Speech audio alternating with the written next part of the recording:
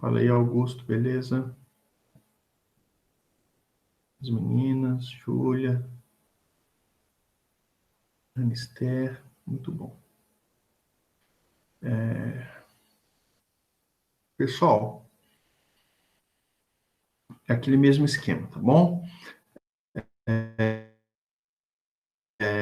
Da aula de 20 minutinhos, para que vocês façam o segundo questionário avaliativo de sociologia. Aquele mesmo passo a passo, você entra lá, unidades de aprendizagem. Agora você vai entrar na unidade de aprendizagem, segundo trimestre, sociologia. E o último tópico desta unidade vai estar lá o segundo questionário avaliativo, valendo 1,5 ponto. Vocês vão ter 20 minutos para fazer isso, e aí depois desses 20 minutos nós retomamos a nossa aula com explicação de matéria nova, tá bom? Beleza, Tro. Beleza. Até logo então, pessoal. Boa atividade.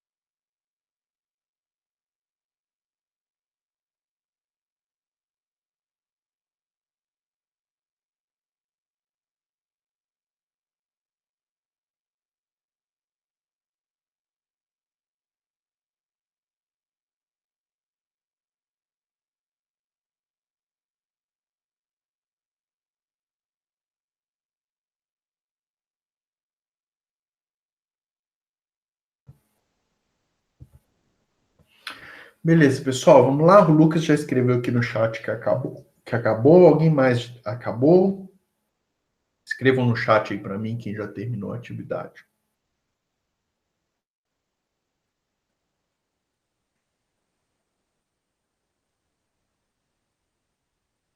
A Júlia também já escreveu que acabou. O Gabriel. Muito bem, pessoal. A Mister, o Augusto, que ótimo, gente. Que bom então. Então vamos lá, vamos retomar o nosso estudo. Nós temos ainda alguns minutos. O que eu vou propor? Ao invés da gente entrar em conteúdo novo, uma matéria nova, o que eu quero fazer? Eu quero fazer uma retomada aqui. O Igor também, a Isa, que bom, pessoal. Muito legal aí. Gente, então, como eu estava dizendo, ao invés de eu inserir agora em vocês um conteúdo novo, eu quero fazer uma revisão e uma expansão do que foi dito em aulas anteriores, tá?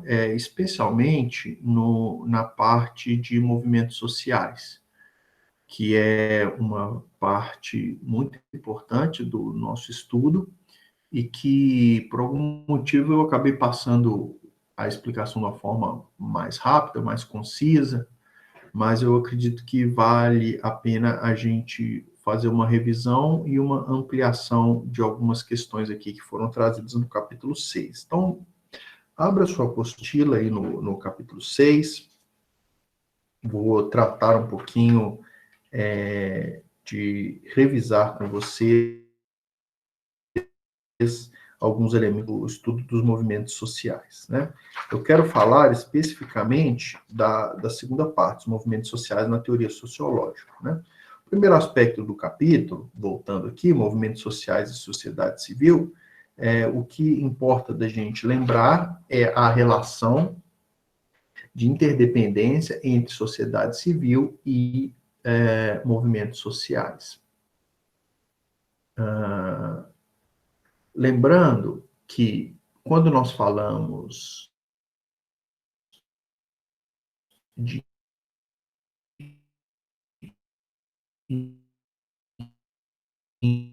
instituições, você tem a possibilidade, ou no cantinho aí da apostila que eu vou dizer, porque no material não tem essa divisão clara. Então, eu vou dizer para você aqui. Quando nós falamos que a sociedade civil ela está inserida no terceiro setor, nós precisamos fazer essa distinção entre setores. Qual é o primeiro setor da vida de uma determinada sociedade? O primeiro setor é o Estado, ou a administração pública, né? Ou, em outras palavras, o governo instituído. Enquanto tal, ele é denominado de primeiro setor.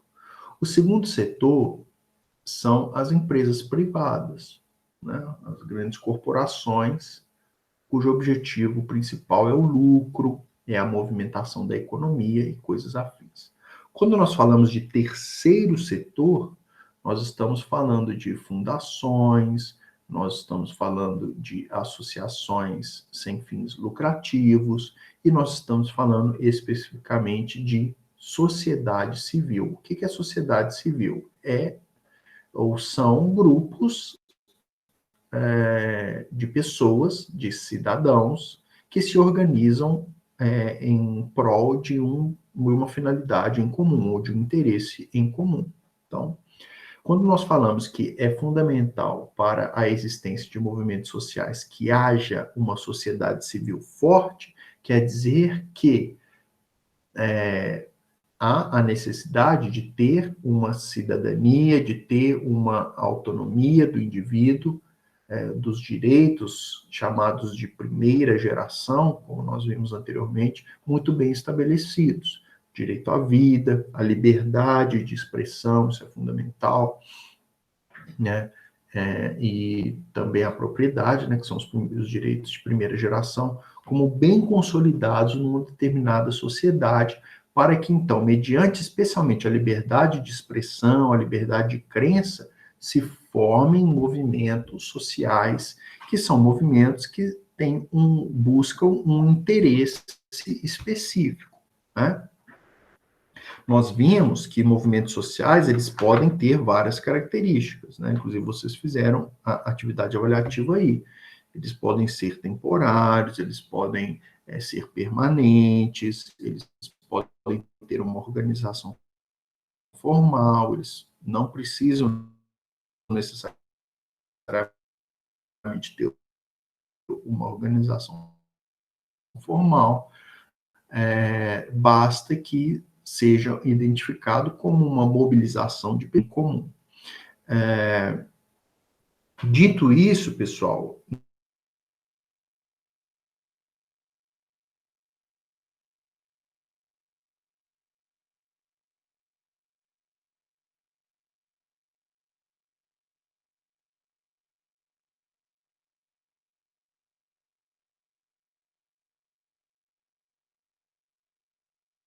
entrar no segundo aspecto aqui do capítulo, há especificamente dois grandes teóricos dos movimentos sociais. O primeiro deles é o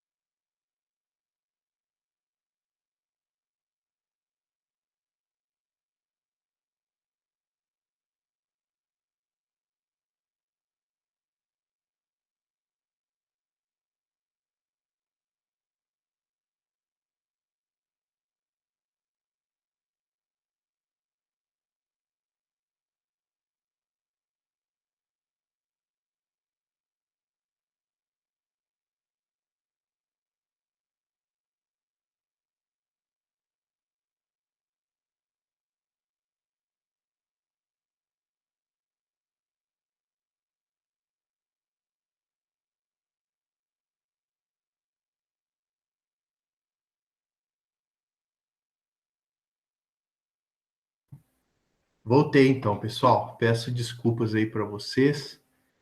Tive uma queda aqui na conexão com a internet. Tranquilo, prof. Consegue me ouvir legal? Tá tudo bem? Tranquilo? Obrigado aí, né? Acho que foi o Lucas até que avisou, acho que foi o Breno, né, que avisou que a conexão estava falhando. E logo depois a minha rede caiu aqui. Estou restabelecendo, espero que a gente não tenha mais problemas aí até o finalzinho da aula. Então, gente, encerrando né, o que eu estava dizendo, é importante trazer para vocês dois grandes teóricos dos movimentos sociais. O primeiro deles é o Neil Smelser, que é um sociólogo americano, e depois nós vamos trazer um sociólogo francês chamado Alain Touraine. Falando primeiramente do Smelser, você pode ir aí na página 18 do seu material e você vai encontrar no finalzinho dela a visão do Smelser sobre movimentos sociais. Ele vai dizer em linhas gerais que os movimentos sociais eles surgem em virtude das tensões e das rupturas que estão surgindo de modelos de pensamento e estruturações das relações sociais que vão se estabelecendo na história e que vão gerando rupturas. Vou dar um exemplo para vocês para ficar bem claro. Vamos pegar o surgimento do Uber. De repente, com o avanço da tecnologia, do empreendedorismo, surgiu o Uber, um aplicativo que deixa as relações entre motoristas e passageiros menos burocrática e, portanto, mais baratas financeiramente.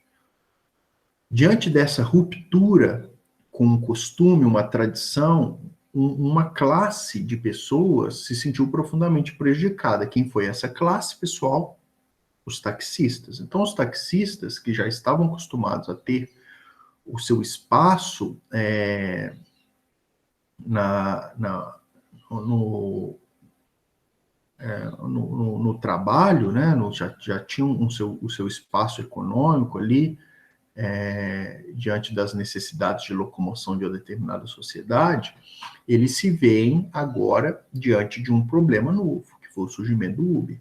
O que houve, portanto, várias manifestações, os sindicatos envolvidos, houve o que nós podemos chamar de movimento social para que essa mudança, que não foi assimilada por uma parte determinada da cultura, de uma civilização, se reunisse buscando um interesse comum de confrontar essa novidade que estava surgindo.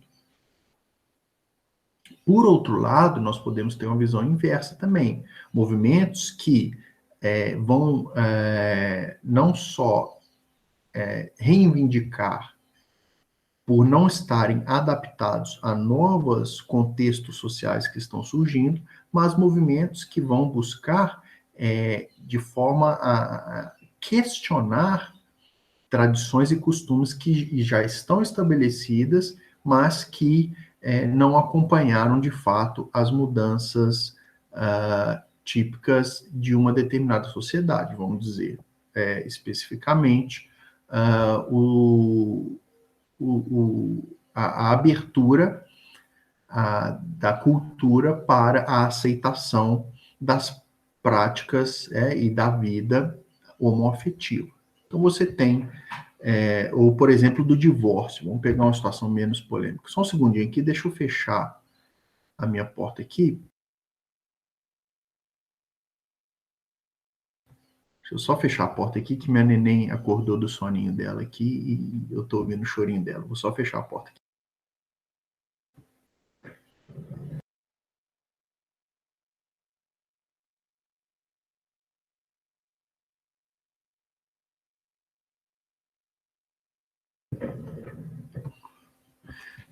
Bom, vamos lá. Então, perceba que há esses dois parâmetros, né?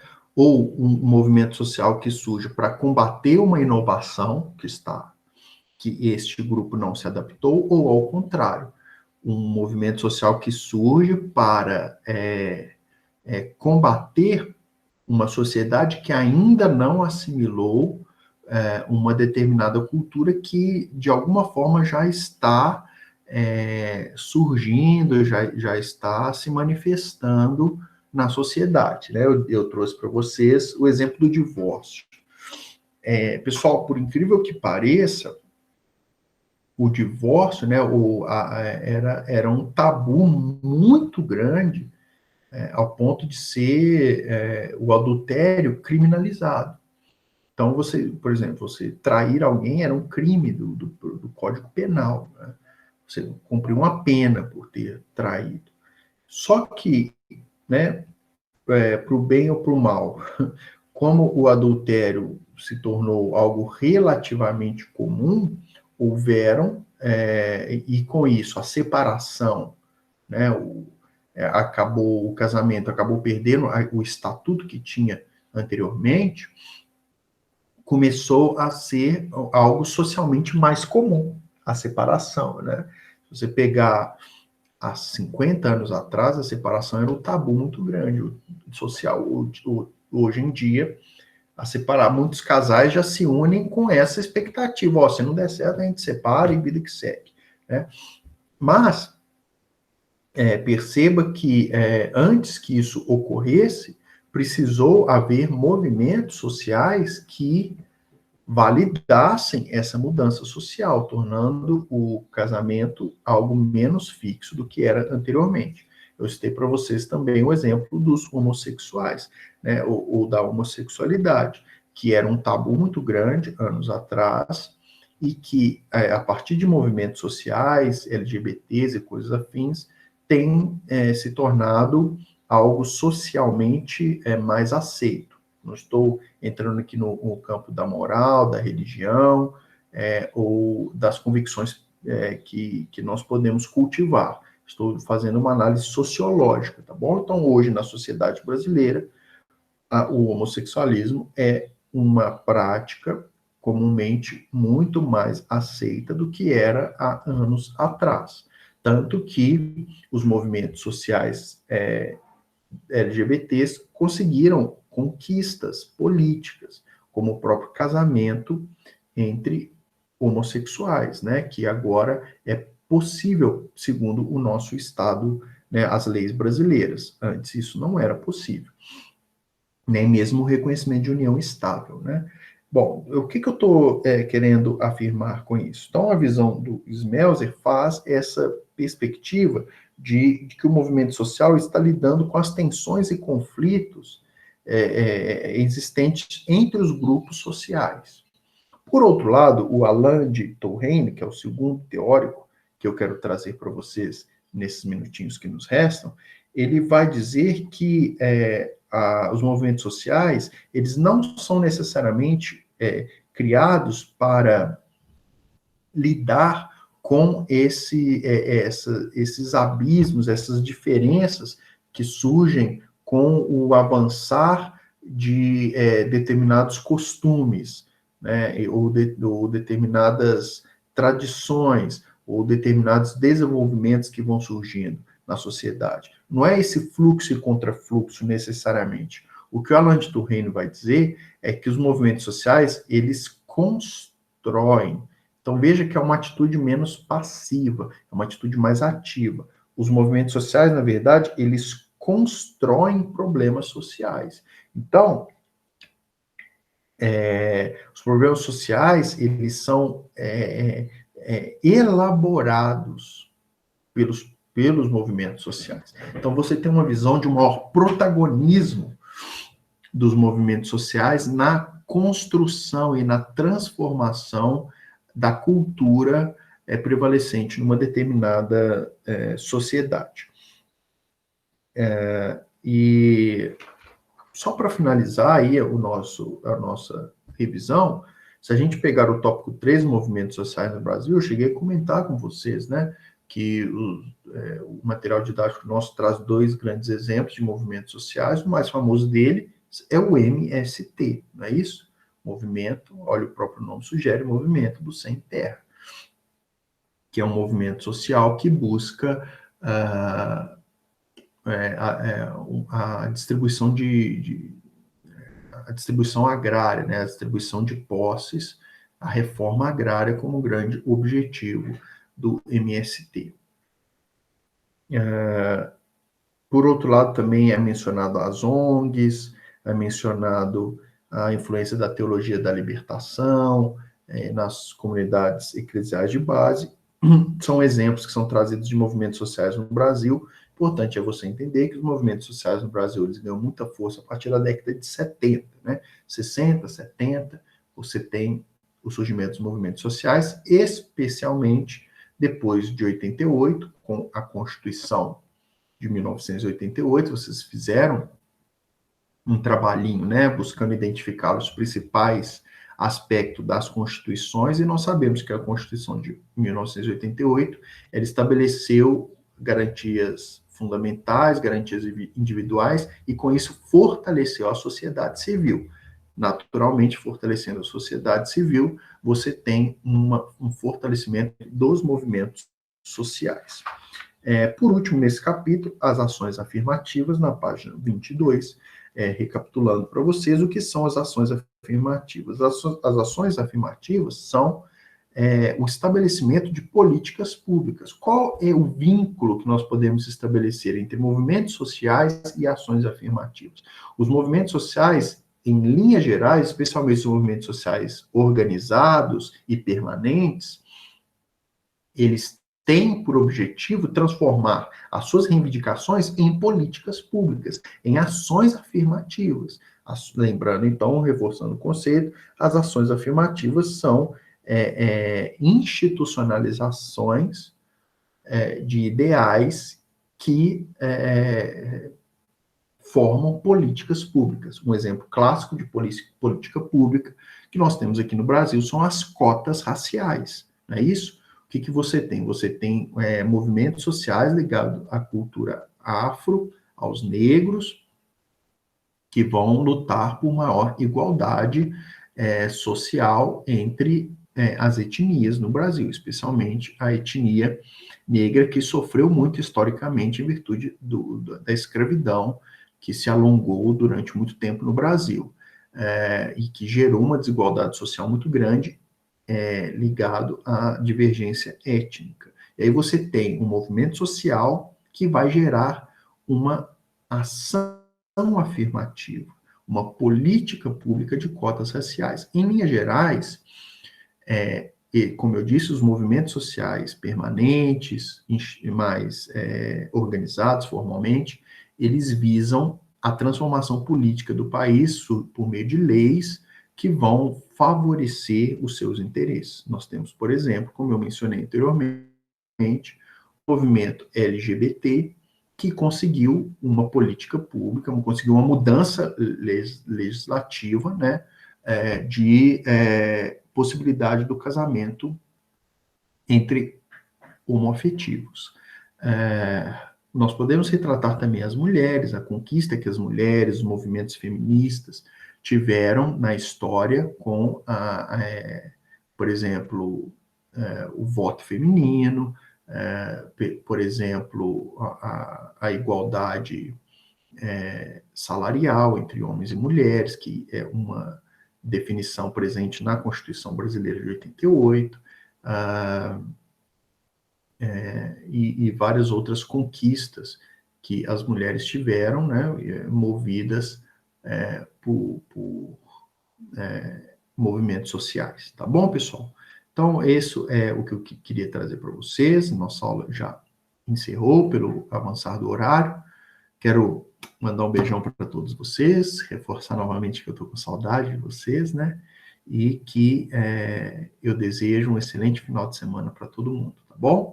Lembrando que, a partir de semana que vem, segunda-feira agora, inicia-se, portanto, a nossa primeira prova de sociologia, que já está aí. Já passei o cronograma do que vai ser cobrado na prova, né? Inclusive, uma parte do que eu revisei para vocês hoje é conteúdo da nossa provinha, tá bom? Então, um beijão para todos, fiquem com Deus e um excelente final de semana.